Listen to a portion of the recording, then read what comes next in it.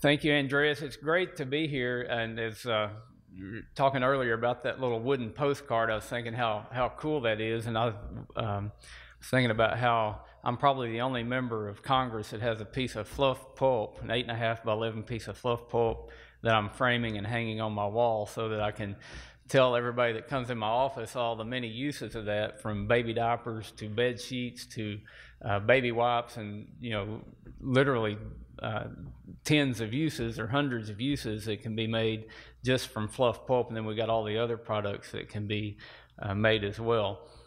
I had done my research about Georgia, and I had concluded that Georgia was the #1 forestry state in the country, and I'd never heard anybody claim that, but I see y'all are quite proud to claim that before I even get here and make the proclamation. And I'll say it with authority, but it reminds me of something I heard said by one of my most favorite philosophers in life, Louis Grizzard, a Georgian. He said, life is like a dog sled team. If you're not leading the pack, the scenery rarely changes. So congratulations to Georgia, and I'm glad you're out there leading the pack and making it competitive for the rest of us, making the rest of us want to catch up with where you're at. Andres talked about Buddy Carter asked if it's something related to forestry, where I'm at on it, and I can promise you if there's something related to pharmacy, that's the first thing that I ask. But it's great to have other members of Congress that have expertise like Buddy does. He's the only pharmacist in Congress, and I can tell you he's very highly respected, not only in that area, but in all areas dealing with health care. And a lot of times it's important to find your place and find where you can fit in and where you can do the most good. And forestry is obviously an area where I hope that I can bring some expertise to the table and help move the country in the right direction. I would be amiss if I didn't pause a moment and embarrass my wife, because she loves for me to introduce her in crowds, and she gets upset every time I do it. But I was fortunate that my wife Sharon was able to be with me today. And Sharon, if you'll stand up so they can all see that I really outkicked my coverage.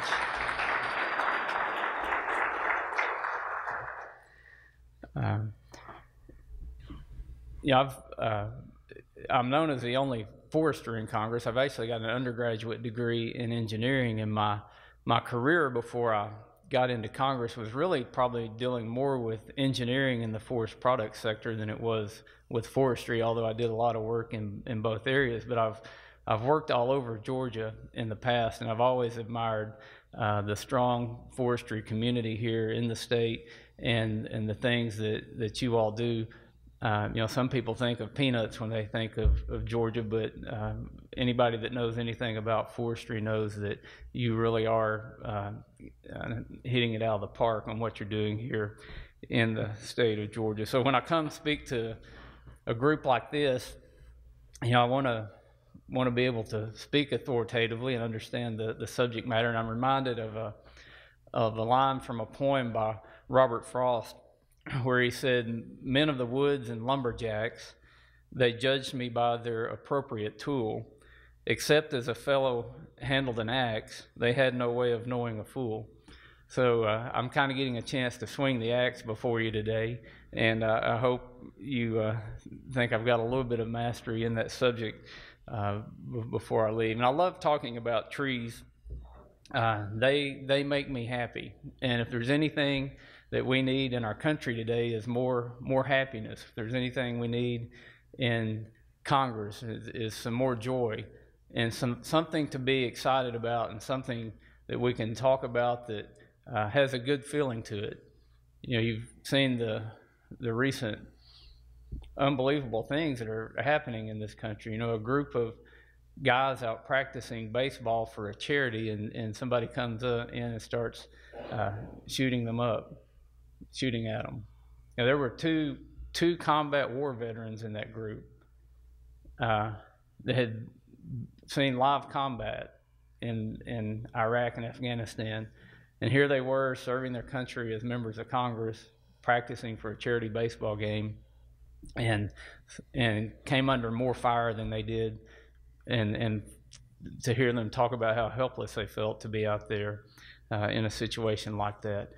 The rhetoric and everything that's going on in social media and in the news media, I really wish there was a way to calm that down and to have a little better dialogue in our country today. And that's another reason I like working on issues that deal with trees, because I think we've got a tremendous opportunity here before us. I think the ingredients to baking a really good cake are coming together.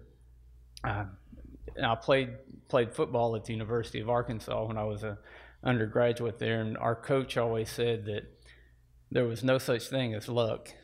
He said what some people confuse for luck is simply where preparation meets opportunity. And I think that we've prepared quite well for a long time, and there's an opportunity coming before us nationally to make this industry and to make the forestry economy something that it's not been in a long time. And I think as I talk today, I'll go into more of those areas where I think we have this opportunity, and we really need to take advantage of this time and capitalize on those opportunities that we have.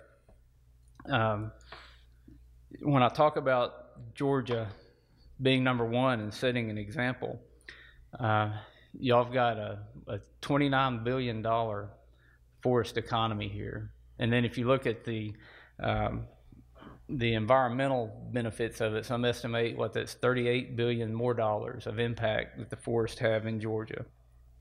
You do lead the nation with 22 million acres of working forest. And the fact that, or a piece of data that I like to talk about a lot, I like to talk about it in Arkansas as well, is that with the robust forest products economy here, the robust pulp and paper economy that you've got here, you're still growing 19 million tons a year more of wood than was standing in the state of Georgia last year. And that's even with Atlanta growing as fast as Atlanta is. That's a remarkable feat, and I'll give you give yourselves a hand for that. That's a good thing.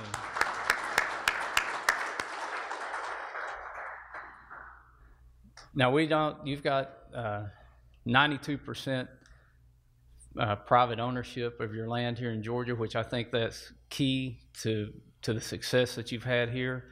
And you can almost gauge this from East Coast to West Coast about the amount of private ownership and public ownership, and how much the forest, or how well the forests are being managed, and how poorly the federal lands are being managed. If you look in Arkansas, we've only got 80% private ownership, so we've got quite a bit more federal lands in Arkansas than you all have. If you go out to Alaska, less than 1% of the land in Alaska is owned by private individuals. We passed a bill off the House floor yesterday. It's hard for me to believe some of the stuff that comes before Congress. We had to pass a bill and fight tooth and nail to get an 11-mile single lane gravel road put through a refuge area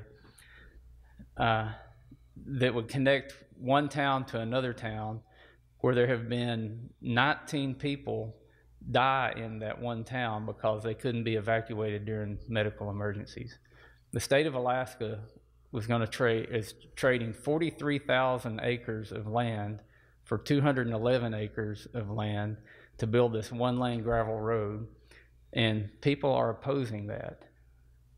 Now, think what it would be like if you were trying to build the gravel road, and to not just to go in and do business, but to actually be a lifeline to save people's lives, and it was being protested and had to come before a vote of Congress. Now, the crazy thing is there was a law passed about 10 years ago to build this road, but they had a provision in it that they would study it first, and the study came back and said that they shouldn't build the road. So now we passed a bill that said, just build the road. Quit studying it, build the road. So maybe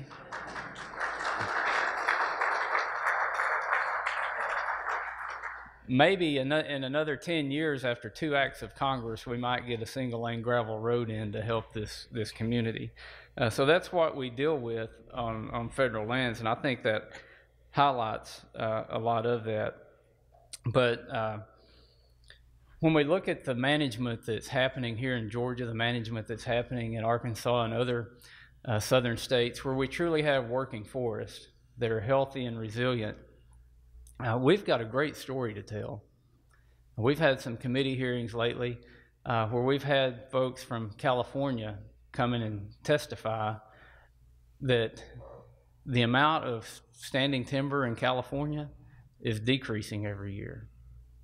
While combined Arkansas and Georgia's increasing the amount of standing timber by 35 million tons a year, there's fewer trees, fewer biomass in California than there was this time last year. Same thing for Colorado. So you take 2 states that have tremendous resources, that have basically quit managing those resources and are doing it in the name of protecting the environment. And if you want to go down the carbon balance road, they're putting a lot more carbon into the atmosphere, where states like Arkansas and Georgia are sequestering a lot more carbon. And at the same time, they're saving taxpayer money that's going to fight wildfires. They're saving taxpayer money that's going to boost rural communities that have to have government bailouts, because in these, there's one county in my district that's 86% national forest. So they have no tax basis for schools, for emergency services, for law enforcement, and their funding has to come from the federal government. Now, used to, they cut timber off of that national forest, and they had a strong school system, they had a strong county road department, and all that stuff that goes along with it. But now the rest of the country is helping fund all of that, and the state's pitching in to fund that because they have no tax base for property taxes. The further west you go, the worse that gets. We've seen rural communities across this country decimated because of policies that are not science-based, and they have absolutely no common sense to them. So the rest of the country can learn a lot from what's happening here in Georgia and in other parts of the South, where we're putting scientific principles to practice. We're managing this land, and we get clean air, we get clean water, we get better wildlife habitat, we get places where we can have better recreational opportunities, and guess what? It helps rural economies at the same time. It's not just a win-win situation, it's like a win-win-win-win-win situation. And I like to challenge people to tell me one downside to a healthy forest. Just tell me one negative thing about a healthy forest. And you can't name one, because everybody benefits from a healthy forest. There are huge issues with water across our country, across the world. A lot of people have no understanding of how important forest management is to water quality and water quantity. We've got to do a better job of telling the rest of the world the benefits of healthy forest. I say this a lot, we've loved our trees to death. You know, people love the forest, but they don't really understand why they love them, so they think they're going to preserve the forest. And the only thing I've ever seen preserved was artwork and pickles and stuff that's dead and can't move. When you're talking about trees, you're talking about living, growing, dynamic organisms that no matter what we say in Washington, D.C. about policy, the trees, they just don't listen to us. They keep growing, they fill up the growing space, they start competing for scarce resources, they become weakened, insects and disease attack, you build up fuel loads, lightning strikes, and you've got a catastrophe on your hands. You all understand that. I'm the only forester in Congress that kind of tells that story, and I'm surprised how many people really haven't heard it, but more people are catching on to it. And we've got to do a better job of telling that story. One way we're doing that is through something we started in Congress called the Working Forest Caucus. And this has been very successful, and I know the Georgia Forestry Association and forestry associations all across the country have been instrumental in putting this group together. And I encourage you to continue working. I think, if I'm not positive, every member of the Georgia delegation is signed up in the Working Forest Caucus, as is every member in the Arkansas delegation. And I'm amazed at how I can even go talk to Democrats from urban areas, and if I'll talk a little bit about urban forestry and how if you plant trees in the city, it keeps the city cooler, and they'll join the Working Forest Caucus. And it gives you a chance to share issues on other more important things about forestry with them if you can get them to be part of the caucus. And there are a lot of caucuses in Congress, but this is one that actually has meetings and gets good attendance from members when we have those meetings. There's a lot of talk about tax policy that'll be coming up hopefully sooner than later.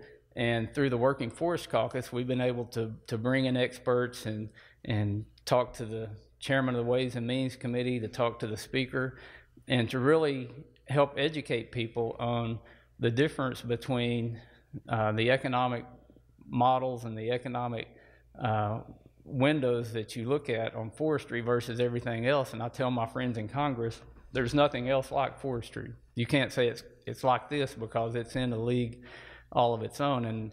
And there are challenges that forest landowners face that a lot of other people don't face it in their business models. You know, one thing that I've seen that devastates small forest landowners is the death tax. I've seen it firsthand where somebody died and the 600 acres, this particular instance, 600 acres was inherited. To pay the estate tax, they went and clear cut it. And this was in Arkansas in a shortleaf pine stand where it's kind of unique from different parts of the country. They actually do it through like a 4 or 5 year selective thinning cycle, and you have kind of a mature forest the whole time. But this had been managed by the family for years and years, and because of a federal government tax policy, that whole business model was clear cut. And you see sometimes instead of that happening, you'll see land fragmented and sold off. So one thing that I keep pushing for, regardless of what kind of tax policy we end up with, is get rid of the death tax, because that hurts forestry, it hurts agriculture, and it really hurts small businesses as well.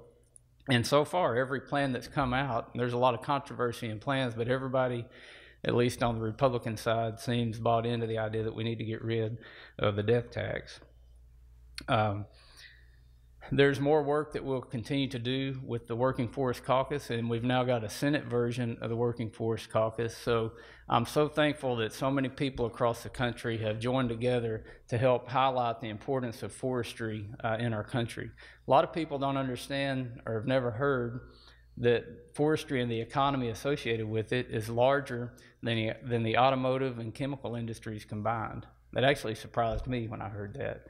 If you looked at the number of lobbyists in Washington, D.C. associated with automotive and chemical industries and the number of people that come through the halls of D.C. that want to talk about forestry, you would think that forestry was about 5% of the size of the economy as automotive and chemicals are.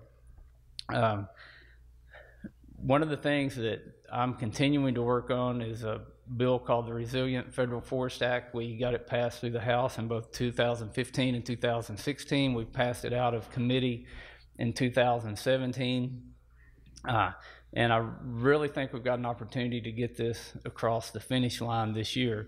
And I know you don't have nearly as much federal land here in Georgia as some states do, but I had an interesting meeting earlier talking about the Okefenokee Swamp, and I've always thought that was the coolest name ever. And some issues with the fires there and getting out on private lands, and maybe some opportunities to do some kind of a partnership and be an illustration to the rest of the country how the federal government and private landowners and the state and all the stakeholders can work together and do something that's good and save taxpayers money all at the same time. So even though y'all have a very small part of public lands here, you're even doing that part of it right too, and I commend you on that. But through this Resilient Federal Forest Act, what we want to do is to make our federal lands healthy again, make the forest what they were meant to be. When Teddy Roosevelt and Gifford Pinchot helped set up the National Forest System, they were looking at it through the eyes of conservation. And one of Pinchot's mottos was the greatest good for the greatest number for the long run. And they talked about how we need to leave our forests in better condition than we found them. And that's what we as foresters are trained to do. You know, the goal that I learned in forestry school was regeneration. How do you get new growth and keep things growing and get more trees and have a healthier economy, or a healthier forest, which means a healthier economy usually. And the Forest Service has gotten way away from that model. As a result, we've got 58 million acres of federal land that are subject to catastrophic wildfire. Because of all those wildfires, and this year's looking like it could be the record wildfire year, and the previous record was 2 years ago. Because of all those fires, 56% of the Forest Service's budget is going to fight wildfires. The next highest cost for the federal government, the Forest Service, is fighting litigation. And then what's left over is what actually gets spent on forest management. So while all of the money's going out west to fight fires, the federal agencies that are left back east don't have money to go in and do management on the forests that are there. So these big fires out west may not seem like they're important to you here in Georgia, but I know they're important anywhere there's federal land, because it's taking money out of managing those lands, and it's all going up in smoke.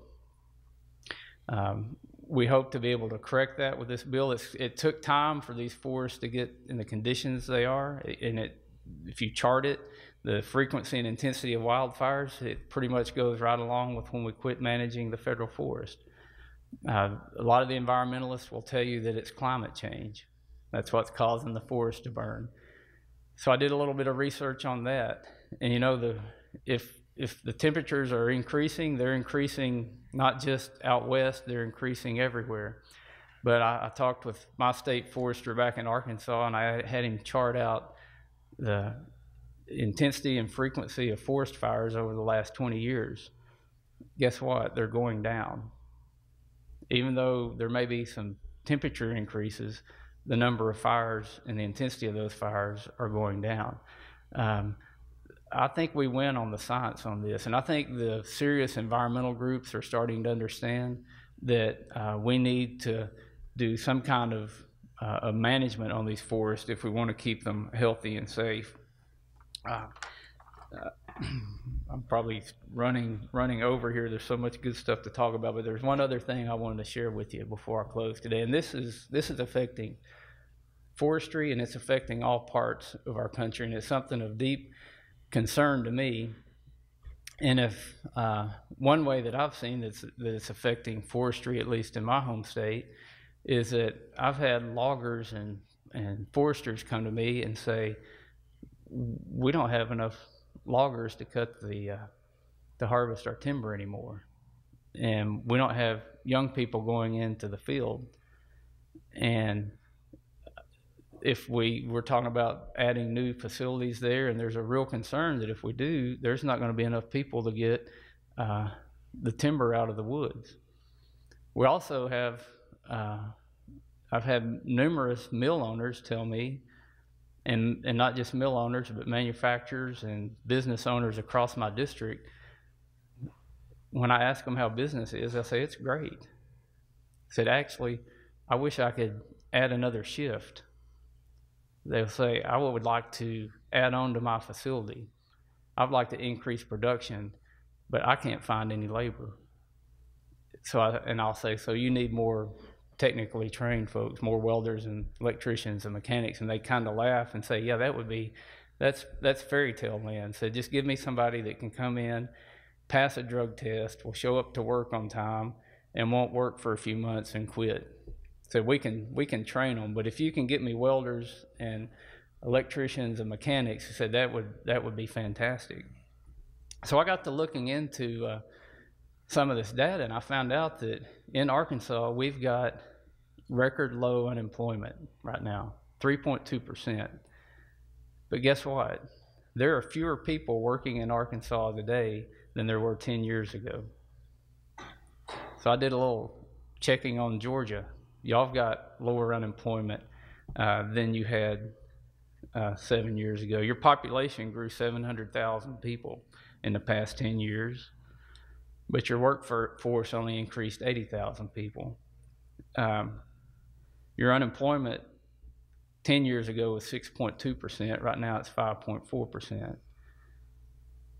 So how's that happening? I'll tell you how it's happening. There's a number called workforce participation or labor participation rate. It's going down everywhere. And what it means is there are fewer people actually looking for work. So what happens when fewer people look for work? Your population in Georgia increased 700,000 people in the last 10 years. So did the number of people getting SNAP benefits. 700,000 more people receiving SNAP benefits in Georgia right now than there were 10 years ago. And that's the same story. Our population is not as big in Arkansas, but the same thing's happening. We had a growing population. We had fewer people in the workforce, and the number of SNAP benefits is increasing, even though we've got record low unemployment. Forestry and the industries that go along with it can be part of the solution to changing that. But we've got to get the policies right in Washington, D.C., that we're not being unkind to people. We're helping people to get back on their feet and to maybe train them and to get them into the workforce. If we could go in and manage all the federal lands right now and cut the timber that needs to be cut, for one thing, there's not enough infrastructure to take care of that. Another problem is there's not markets out there. We need to do more for markets. I got to meet with Secretary Perdue this week, the first time I met him, and what a refreshing guy that understands forestry. Y'all have done a great job training him down here. And I could sit and visit with him for hours. But a lot of people don't realize while we're burning up all this timber and people need jobs here, we're still the second largest importer of wood products in the world. We've got markets that our timber could be going into. We import quite a few paper products as well. There are new products out there like cross-laminated timber that we need to do more research on, where you can build high-rise structures out of them. The University of Arkansas is building 2 new dormitories, 5 stories tall, and they're going to use cross-laminated timbers on it. I think you'll see more of that, but that's still not going to absorb all the timber that's out there. I go around to the National Research Labs, and I'm going to get the hook here in a minute, go to the National Research Labs and challenge them to find economical uses for woody biomass to make liquid biofuels that don't need a subsidy, that can compete with petroleum-based products all on their own. And guess what? Some of these eggheads that work at these labs, they really think they can figure that out. I don't think we're too far away from that. We've got tremendous facilities out there. I just don't think the emphasis has been put on those facilities in the past to use these resources to solve this problem like the emphasis needs to be put on it. So we got to get more markets, and we got to get more people working. I'm all for tax reform. The purpose, our stated purpose for doing tax reform is to see growth in the economy. There's only 2 ways to get growth, or there's only one way, it's productivity. There's 2 ways to get productivity, through more labor or more technology. Now, we can do tax reform and have more capital to invest in businesses and increase productivity that way, but we've got a great opportunity to create jobs where we can get more people into the workforce, and we can address a much larger problem that this country is facing. And I serve on the budget committee, and that's how we deal with $20 trillion worth of debt. If we get more people back in the job market and working and able to buy their own insurance, able to buy their own food, able to buy their own housing, and also paying taxes, you're attacking the debt from both directions. You're decreasing spending and you're increasing revenue at the same time. And forestry plays a critical part in that equation. And that's why I'm so excited to be where I am and doing what I'm doing today, and so excited to have groups like the Georgia Forestry Association that understand that and that are working together. And the last thing I'll say is encourage your friends to get involved. Have a bigger voice in Washington, D.C. There are a lot of people that sell harvesting equipment. There's people that sell equipment that go into sawmills. There are all kinds of people in your supply chain that if you're not doing what you're doing every day, their businesses aren't going to be as profitable. Help them to understand that and help them to know that they need to get more involved in the process because their livelihoods depend on it. Thank you again for allowing me to be here. God bless you, and God bless the great state of Georgia.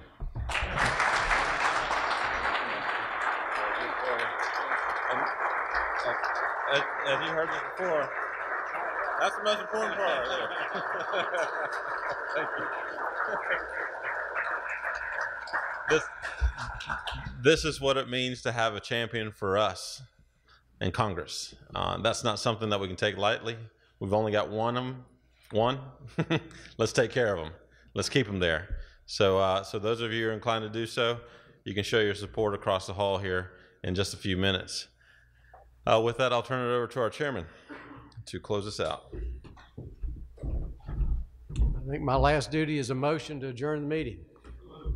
Meeting's adjourned.